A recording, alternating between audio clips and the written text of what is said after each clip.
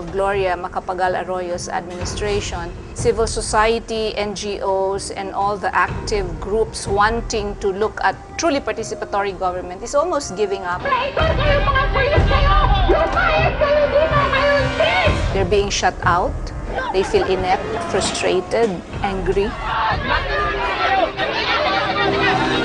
What do we do in a situation like this?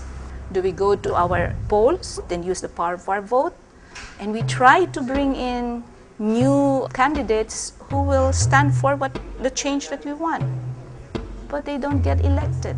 Or do we shout in the streets forever? We have done that, and many of our people are tired. What we needed to bring into the formula of anti-corruption is direct citizen engagement. And so social accountability came in at the time when we needed to bring in anti-corruption, the cultural sensitivity of the region, and at the same time, that level of readiness of the people to engage government but not necessarily fight with government. In Cambodia, there's an awakening understanding of the citizens, but the government still want to be able to run it the way they used to. And then in Mongolia, because it's such a small country and people know everybody, you cannot think of going anti-corruption action against your uncle who is sitting in the government and you are the neighbor or something of this kind. Indonesia is different because in Indonesia, there's really a thriving environment for anti-corruption. And in fact, in the region, Indonesia is spearheading a lot of significant inroads into anti-corruption work.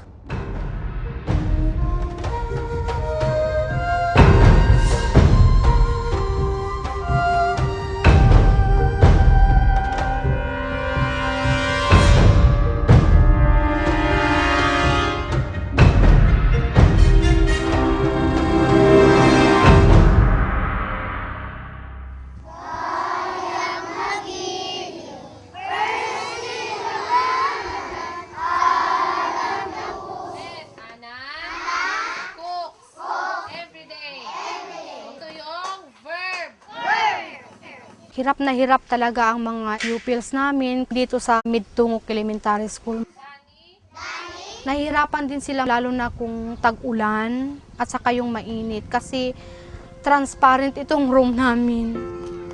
Walang bintana, open na talaga yan siya kasi gawa lang ng parents para magkaroon lang ng mapag-aralan yung mga anak nila. Yung skill na ito yung reading workbook namin ng mga bata. Meron kaming 20 pero ang estudyante ko 58. So kulang talaga. Yung textbook na ginagamit ko minsan, ako lang nakakahawak. Sulat natin ang nawawalang pantig o titik. Ang style ko, ma'am, doon sa blackboard, drawing ko yung mga object, visual aids na ginagamit ko para maturo ko talaga yung bata. Dapat sana yung meron akong textbook dito, yung meron din silang libro doon na hinahawakan kung saan kami banda para maintindihan nila kung ano yung tinuturo ko. Ang saan ay nagsasagot sa mga... Kung tungkol naman sa cheers and classroom, masikip talaga. Kaya nga, ang ginagawa namin, yun nga, tig-tatlo-tatlo na lang para magdikit-dikit na lang yan sila. Kaya kung hindi dikit-dikit, kulangin talaga kami sa classroom. Kulang sa teacher, kulang sa classroom, kulang sa mga, kung sa textbooks naman, kulang talaga. Hindi na magkain sana. Okay, number 15, tingnan number 15. The GWatch study in 2000 concluded that there's no system of checking and monitoring textbook deliveries. There were a lot of news also coming out, textbook scam, ghost deliveries. There was no system at all. We presented the findings of our research to Department of Education officials at that time, and one of the heads, he suggested perhaps we can come up with a program that will systematize the deliveries and incorporate citizen participation in the entire process. In bidding, the citizen organizations are responsible for observing the bidding process to ensure that standard processes are followed. In the production, along with Department of Education officials, we conduct textbook quality inspections at the warehouses of the suppliers. If there were errors, it can immediately be corrected. in delivery, we mobilize communities to check the quantity as well as the physical quality of textbooks when they reach the schools.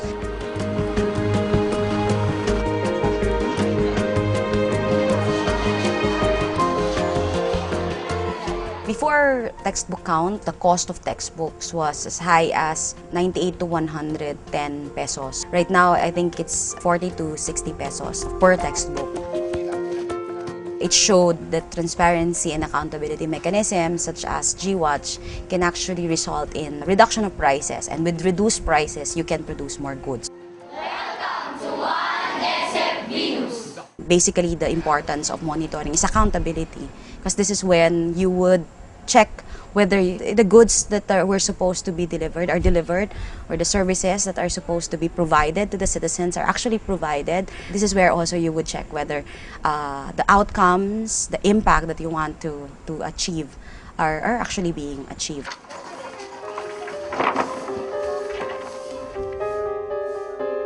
We also checked on school building projects being undertaken by DPWH. In that research, we found out that completed school building projects, according to reports, are actually not completed when you go on field. At the same time, there were really substandard. There were also non-existing school building projects that were reported to be completed.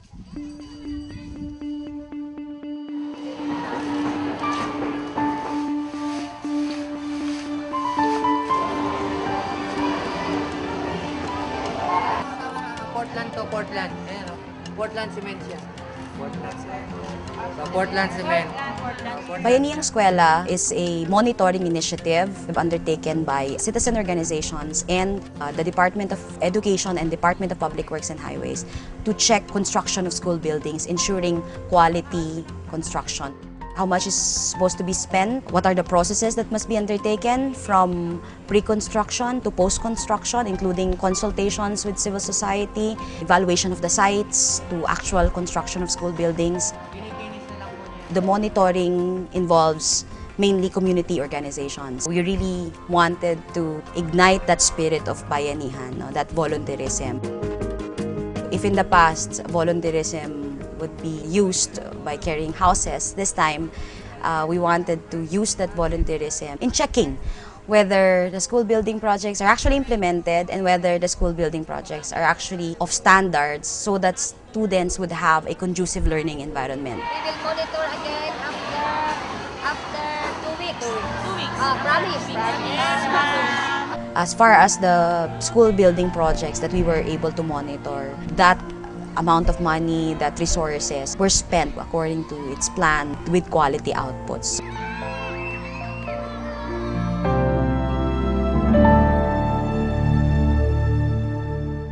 Height, 360. Seat slots, 20 by 45. Writing board height is 580. Back leg, 45, 70. Good. Nung hindi pa kasi ako presidente dito, isa ako sa mga yung tinatawag nilang samukan. Kasi pinupuno ka lahat, halos lahat ng mali ng school, pinupuno ko yan. Gusto ko kasi lahat makorek. Then, nung maging presidente ako, nalaman ko na hindi pala pwede na palagi ka lang pumupuna, kailangan may gawin ka. Writing board, deep, 460. Backrest height is 710, 720. Dahil nga sa kakulangan ng tao ng DepEd, magpatuyang na lang ang kontraktor. So, imbis na ang ilagay yung tamang kahoy, ayun, nilalagyan na lang nila ng reject at naliki, ginalagay din nila. Kagaya nito, hindi namin na-accept. May crack. May crack siya. Dapat hindi siya wrap. Iliha muna. Ang kahoy, medyo basa pa siya. Kaya kapag lumipas ng mga 2 buwan, medyo nag-decompose na siya, yung mapangit na siya. Masyado ding maaga masira. Dapat nakadiin talaga siya. Kapag ganyan-ganyan mo, kumakalog-kalog siya, talagang hindi siya pwede. So, reject. Kung man ay gisulat good sa DepEd na kailangan, ang giprocure nila is as per DepEd specification. Karon kung dili na muna siya bantayan, dili gina siya nato sukdon, dili nato tan-awon kung ang parts na abadiha, So ang possible na kuyang ang bangko. Kaya binabantayan namin halos lahat ng detalye ng DepEd specification para wala na talaga masabi na kulang yung mga parts. Meron siyang tatak sa bantay eskwela pag okay na. Pag walang ganito, hindi yan dumaan sa bantay eskwela. Hindi na-inspect. Ang bantay eskwela tumugon sa mga kakulangan na yan. So halos lahat may participation na, pati yung DepEd mismo. Kasi noon, hesitant ang DepEd kasi ang akala nila, ang impression nila sa bantay eskwela is mali lang ang binabantayan. Of which, in-explain po namin na hindi ko po kami narito para magbantay ng mali. Andito po kami para tumulong. Naging positive din naman ang reaksyon ng mga engineers kasi nga nababantayan na halos lahat ng detalye ng armchair na pinopurchase ng DepEd. At last, may katulong na sila.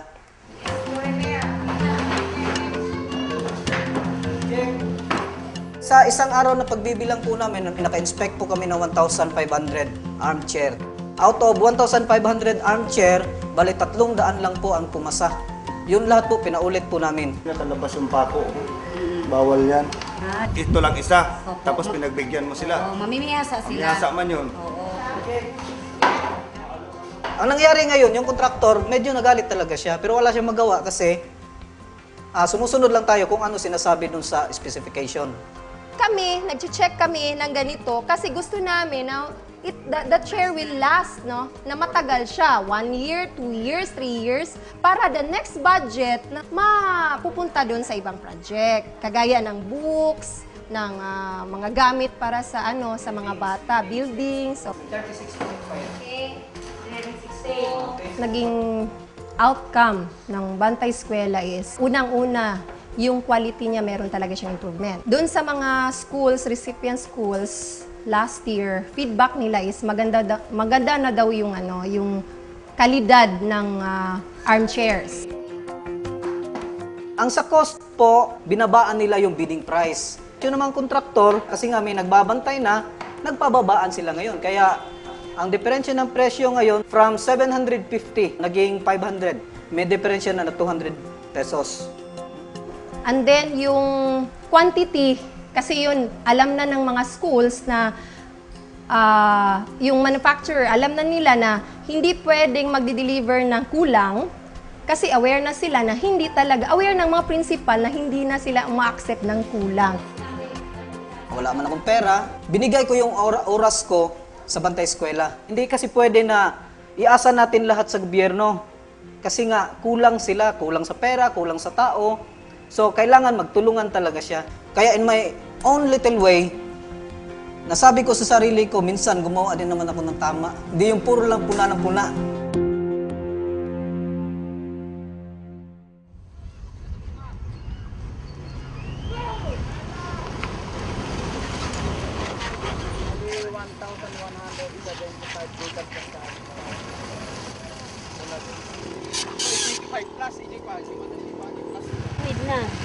Mga kwan, no? 10, no? 10. 10 centimeter. Kanina, nagkaroon tayo ng actual na monitoring along Santiago Ramon Rojas to Gigaraw Road. Cracks. Oh. Nag-attend ako ng training sa Bantay Lansangan.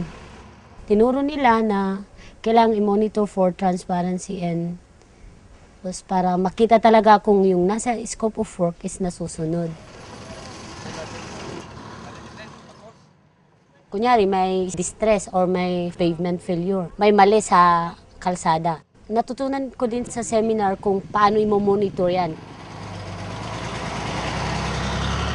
Kung walang road, wala lahat Walang transportation, walang business, wala talaga.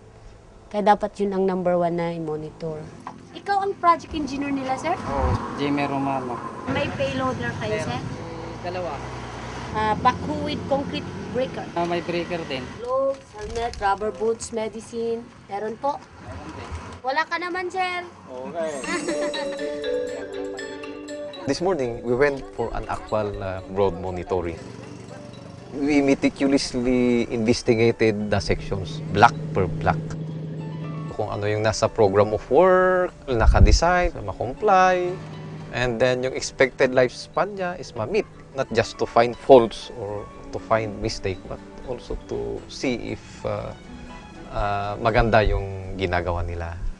Actually, completion date nila September 30, 2010. Pero nakita natin na katatapos lang marami rin stresses. Kunyari, transverse crack, mga potholes at saka longitudinal cracks. This is a new construction. Pag tinitingnan mo kasi yun, magagalit ka na, manghihinayang ka, syempre. Tapos madidismaya sa mga implementing agency rin. General recommendation namin, reblocking eh. Kahit maganda yung susunod na span, kung first na span eh hindi, nagkakaroon siya ng noise na travel. Para sa monitoring team, ikaw yung magsasuggest kung ano yung recommendation mo dun sa nakita mong stress. Yung M3 is lagyan ng concrete epoxy. Tapos yung MS is yung minimal scaling. Parang epoxy din yung ilagay.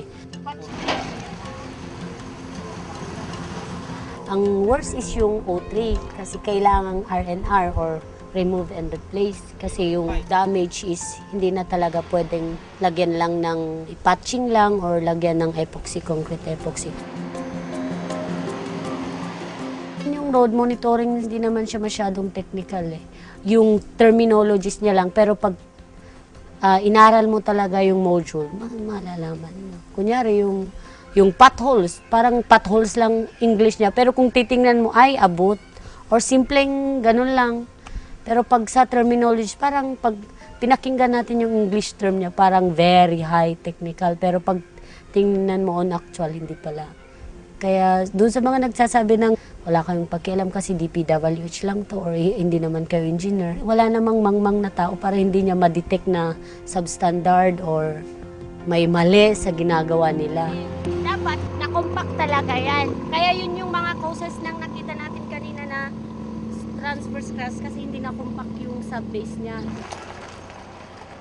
Kung talagang sinunod sana nila yung nasa plan or yung design, hindi sana magkakaroon ng failure yung mga kalsadang ginagawa nila. Kung walang civil society na mag-monitor, yung expected na duration ng semento, instead na 20 years, baka 5 years lang o kaya 10 years.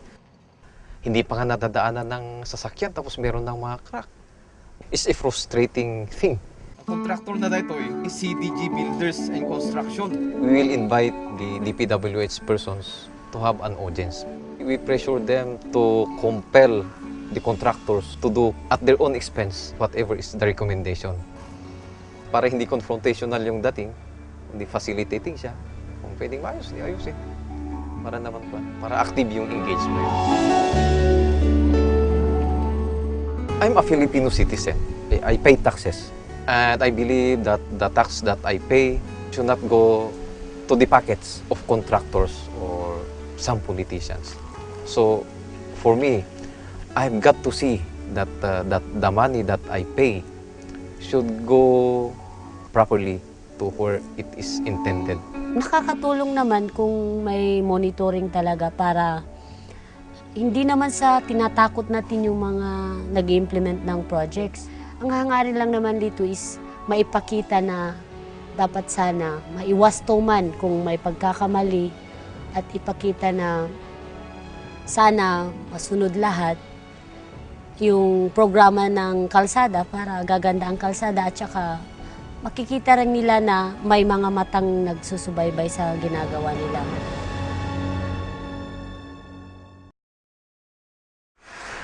Many are very, very hesitant to go into anti-corruption work, even if they're convinced that it's important, because of the very Asian culture of not wanting to be too aggressive, not wanting to be too conflict-oriented.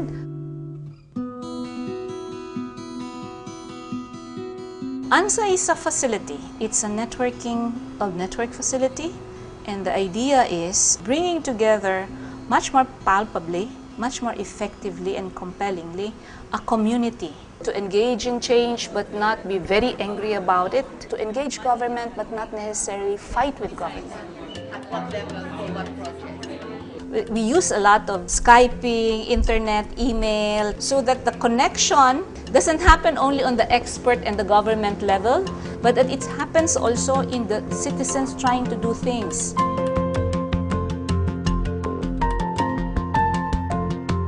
Lumalabas kami ng community for vitamin A supplementation.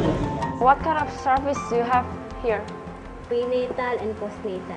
Child care. Child care. We facilitate some when we have some funds to exchange. A group of Cambodians visited Abra.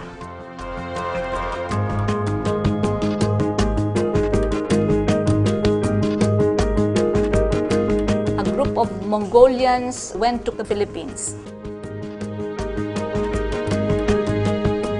The story that's so inspiring, and I think I've always said about the Buddhist monks. They are those present in the villages in Cambodia. They started putting out feedback boxes in front of the district offices so that the citizens can drop in their comments or criticisms of how local government is running the village. When they first looked at the boxes, what were inside the boxes? Candy wrappers, chewing gums, and all other trash.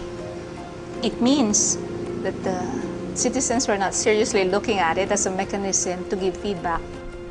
But through social accountability in the village monk explaining that there is something constructive, it doesn't have to be always aggression and anger and conflict, but that they should also push local government to stand by their promise of public service. And with that feedback box, they started giving honest and direct feedback about the village programs of the government. In Indonesia, under a new social accountability approach, they're trying to bring in one important pillar in social accountability work is access to information. In East Kalimantan, they have local radio. It will be like what is happening, what the mayor did, what the local government did. In ANSA, we emphasize a lot on the tales, the tools, and the techniques of social accountability. Whether the tale is a sad tale or a happy tale, or it is a tale of a group or of an individual. This can be tools a little bit sophisticated like procurement monitoring, but can be a tool as simple as a scorecard. What do you check? What grade do you give? On what count? Therefore, you get inspired by what the others have done, and you get a citizen-to-citizen exchange.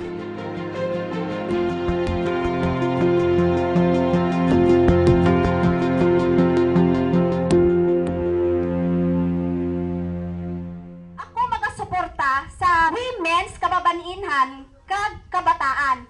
Sa kada bulan kong honorarium, iparte ni sir ko ang 1,000 nga i-purchase ko ka bulong para sa mga minor na mabalatian.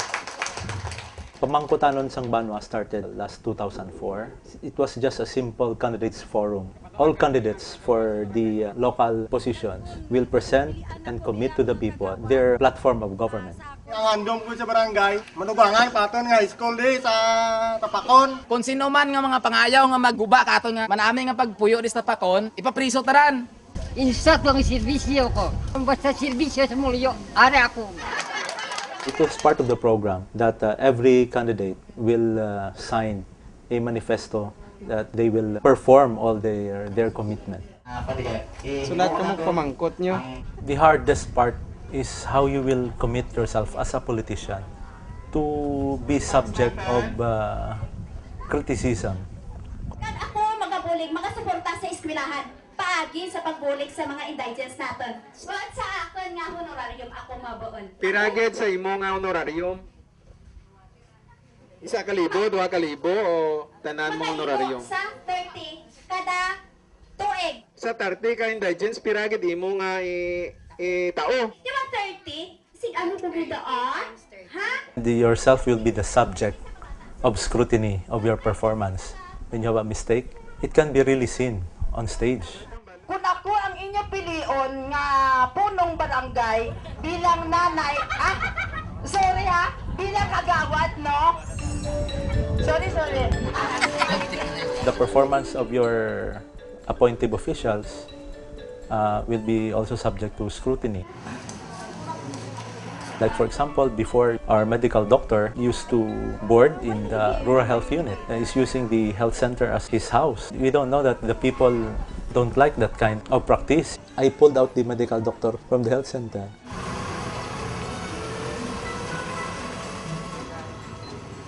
And employees were only using logbooks. The actual time is already 8:30. But when you see the logbook, it's 7:15. So we have to remove the logbook and we have to purchase a bandy clock. And some during office hours, the employees are having their manicure, pedicure, playing cards, mahjong during office hours, and they are not in the office. You have to commit to them that you have to erase that kind of practices in the government. It's a check and balance from the people. Kag sa amon nga mga elected officials, nangin mas aware sila kung ano ila himuon. Kay balaan nila nga ginalantaw sila sa mga tawo. So, kung medyo tiko ka, kulbaan ka gid. Kaya next pamangkuton ka gid siya. Ano ba lang nahimo mo? Ano ba lang mo ay mo ginhimo? You promise this, you promise that. Ano lang ang nahimo mo? Kung nga kadamo sa way mo nahimo.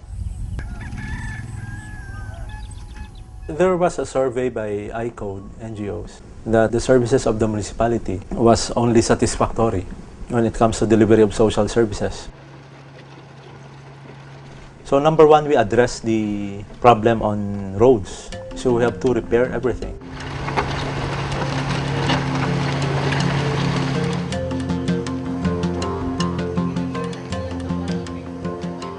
The problem on health services, there are a lot of people who cannot go to the hospital for medical needs. So we enroll all indigent families to PhilHealth program. And in 2008, we were number one in universal enrollment of indigents in the whole province of Iloilo. On education, they are clamoring for the quality of teaching of our teachers. When I reviewed the system, we didn't have a district supervisor. We didn't have a principal. So I asked the help of the Department of Education to assign a district supervisor and a principal to manage our high school. The income of the municipality was only around 200,000 a year based on the citizens' query. Yung question, bakit mababa yung collection? So I asked them, do you really want to raise revenue? They said, if you can also promise that what you are generating from that revenue should go back to the people, why not? And I was really afraid because in 2010, there's another election. I have very high reservations on raising revenues. But I gambled on that commitment from the panel. So what I did, I again issued a memorandum to all business owners, stall owners in the municipality to register. If not, I will close them within the month. First operation was the market. Unfortunately, it burned down. So we made a new public market. There's a rate. Then we religiously collect every market day and every month the stall fee. Then on the tricycad, the Sangguniang Bayan regulated the operation of the tricycad. Every year, they made it a point to register themselves as duly registered business in the municipality. Now we have a local income of 2 million. Kanami lang gid kay because of that, ang mga tao nangin aware kung ano gid lang ilang role. Ang pagpanghimanwa, hindi lang naiya sa mga officials, but then dapat involved ang mga tao for us to have a harmonious relationship. Pag mas nami ang progress, kundi lang ang officials ang nag-work, but then ang mga tao man, they would help sa hatag in order nga ma-resolve kung ano man yung problems that we have. Based on the pamangkutanon sa Banwa, I can make my platform of government for them. The pamangkutanon sa Banwa serve as a baton, a whip, and you should not wait for election to discipline you. But in a span of 6 months, the people are already there to correct you. The relationship of the CSOs and the LGU is very strong here in the municipality. Convent nga Kagawan. Ano na ang status ng poste sa Zone 6? Magkahulat-hulat lang kita kay magadugang kita yan mga poste. Thank you, Kit. Kung dati, bigay lang ng bigay ng ang daming promises, ngayon kukonti na lang. Because they are afraid that once elected into office, they would be subject to scrutiny. And eventually, pag hindi nila na-fulfill yung kanilang promises, hindi na sila mananalo in the next elections. Even before corruption, you know about your role as citizen. That you cannot just sit down and wait for things to unfold before you, but that you have to actively make use of your rights and also be responsible in invoking those rights in the way you relate to government. Because bottom line for social accountability is really active citizenship and responsive government.